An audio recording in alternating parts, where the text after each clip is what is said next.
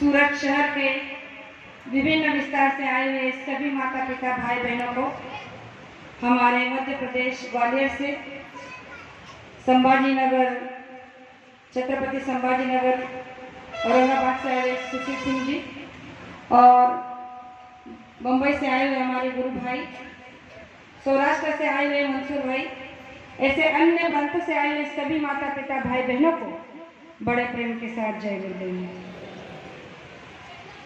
आज का ये मुक्ति दिवस का महापर्व हमारे आपके लिए एक बहुत बड़ा ऐतिहासिक दिन है। इस ऐतिहासिक दिन के लिए हमारे गुरु महाराज ने पता नहीं कितने कष्ट सहन किए हैं, कितनी यातनाओं से गुजारे हैं और तब कहीं जाकर ये मुक्ति दिवस का महापर्व हम सबको मनाने का ये मौका मिला है। आज दो लाइन गुरु महाराज ने हम गुरु महाराज के लिए बोलेंगे, जो मैं आपको बताना चाहती हूँ कि आज का ये जो भी कार्यक्रम यहाँ पर हो रहा है ये हमारी आपकी औकात नहीं है। इसलिए कहा जाता है जय गुरुदेव मुक्ति दिवस अमर रहे। शब्दों में संभव नहीं है, शब्दों में संभव नहीं है गुरु महिमा का गान। कहा जाता है कि शब्दों में संभव नहीं है गुरु महिमा का गान। पहले गुरु को पूजिए फिर पूजो भगवान। कहा जाता है कि पहले गुरु को पूजिए फिर पूजो भगवान। गुरु के बल पर सदा, कहा जाता है कि गुरु के बल पर सदा मानव करे विकास। गुरु के बल पर सदा मानव करे विकास। गुरु बिन संभव नहीं है रचना कोई इतिहास। गुरु बिन संभव नहीं है रचना कोई इतिहास।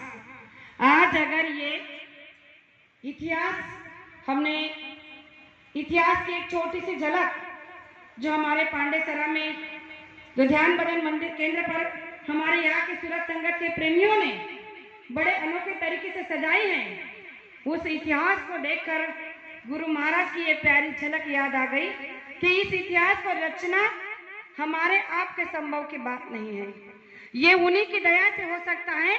और इसीलिए ये इतिहास हम आप एक छोटी सी झलक के तौर पर यहाँ के प्रेमियों ने रचना रखकर हमें दिखाने की कोशिश की है। सबसे पहले मैं यहाँ पर आज एक बात कहना चाहती हूँ कि यहाँ पर आने का हमारा नियोजन नहीं था। सच बात कहे तो हमारा आज का यहाँ पर नियोजन नहीं था। गुरु महाराज ने कहीं और ड्यूटी लगाई थी। संजान संभा में 2 दिन से वहाँ प्रचार प्रसार हो रहा था, लेकिन जब 20 तारीख को घर से निकल रहे थे तो हमारे मोतीलाल दादा का फोन आया और उन्होंने जो कशिश उनके शब्दों में थी, उन शब्दों में उन्होंने हमारे पति से कहा कि आपका प्रोग्राम कहाँ है हम नहीं जानते, लेकिन अगर आप सूरत शहर में इस बार आ जाओ तो गुरु की अपार दया होगी, क्योंकि हमारी बड़ी इच्छा है कि आप इस सत्संग में अवश्य पधारें।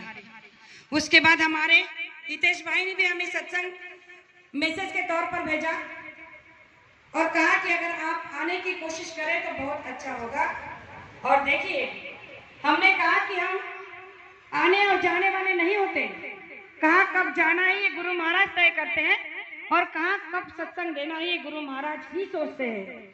इच्छा तो हमारी भी बड़ी है, लेकिन गुरु महाराज जो चाहेंगे वो होगा। और देखिए, आप सबका प्रेम, आप सबकी जो इच्छा थी, जो कशिश आपके प्रेम में था, वो गुरु महाराज ने साबित करके दिखाया। और कल, आज का सत्संग हमने कल शाम को ही दे दिया और उन प्रेमियों से विनती प्रार्थना की कि कल का दिन हमें सूरत में जाना है, इसीलिए हमें क्षमा कर दीजिए।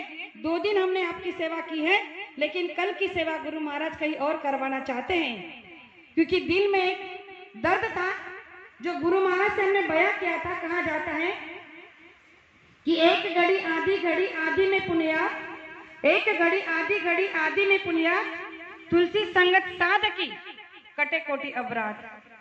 गुरु महाराज ने कहा है कि जितने भी प्रेमी सत्संगी भाई बहन जब गुरु से नाम का दान ले लेते हैं तो उनका उस दिन से फर्ज बनता है कि गुरु का दर्शन 1 माह में कम से कम होना चाहिए। अगर 1 माह में नहीं हुआ तो 3 माह में होना चाहिए, 3 महीने में नहीं हुआ तो 6 महीने में होना चाहिए, 6 महीने में नहीं हुआ तो कम से कम 1 साल में गुरु दर्शन होना ही चाहिए, वरना गुरु दोष लग जाता है। प्रेमियों, ये बात हमने गुरु के मुखारबिंद से सुनी थी और गुरु के दर्शन से तो हम कितने दिनों से वंचित हैं, ये हम सभी प्रेमी जानते हैं। लेकिन एक बात गुरु महाराज ने ये भी कही थी अपने सत्संग के माध्यम से कि अगर 1 साल तक आपका गुरु दर्शन नहीं होता है तो आपको गुरु दर्शन करने का एक मौका आपको दिया जाता है, और वो है सत्संग। उन्होंने कहा कि जहाँ पर संगत साधक के रूप में एकत्रित हो जाती है, वहां पर आपको गुरु का दर्शन हो जाएगा और आपके कोटि अपराध को क्षमा करने का आपको मौका मिल जाएगा। प्रेमियों, आज अगर हम यहाँ पर आए हैं तो सत्संग सुनाने के लिए नहीं, सत्संग सुनने के लिए और साथ ही साथ आप सभी का दर्शन प्रशन करने के लिए, क्योंकि गुरु महाराज की ये ब्रिजवाणी है कि संगत का दर्शन करने से आपको गुरु का दर्शन होगा। और आज यहाँ पर हजारों की संख्या में प्रेमी उपस्थित होते हैं, ये हम सबको अच्छे से पता था और इसीलिए हमने ये प्रयोजन बनाया और आज आप सभी के दर्शन के लिए यहाँ आकर खड़े हुए। तो ये हमारा परम सौभाग्य है कि यहाँ पर आज गुरु महाराज ने हमें बुलाकर आपके दर्शन के माध्यम से अपना स्वयं का दर्शन करा दिया। देखिए, मुक्ति दिवस इतना ऐतिहासिक दिवस है इस संसार का कि जिसके आगे कोई भी तीज त्योहार फीका पड़ सकता है, कोई भी बड़े से बड़ी बात इसके आगे कम पड़ सकती है। इतना बड़ा ऐतिहासिक ये दिन आज का है जिसे मुक्ति दिवस कहा जाता है, जिसके बारे में मैं क्या ही बताऊं। हमारे अभी जो आपने सुना सत्संग, उनमें उन्होंने गुरु महाराज के मुक्ति दिवस का थोड़ा सा जो झलक के बारे में बताया कि गुरु महाराज ने मुक्ति दिवस के इस दिन से पहले कितनी यातनाएं को सहा, 21 महीने तक जेल में रहे और पता नहीं और कितना एक बड़े से बड़े कैदी जो खून डकैती जिसे कहा जाता है संसार में, जिसे वो सजा नहीं मिलती, उससे भी बदतर सजा से गुरु महाराज को गुजरना पड़ा। क्यों? तो ये हम सभी इतने सालों से इस 23 मार्च को मना रहे हैं, तो ये हम भली बातें जानते हैं कि ये केवल और केवल हमारे आपके लिए गुरु महाराज ने किया है। गुरु महाराज इस संसार में केवल हमारे और आपके हित और कल्याण के लिए आए हैं, और उन्होंने जो बात कही है कि कलयुग का केवल नाम आधारा, सुमिर सुमिर नर उतरी भवपारा। उन्होंने कहा कि इस कलयुग में केवल नाम के आधार से ही इस संसार का प्रेमी कर सकता है, चाहे फिर आप इस बात को मानो या ना मानो।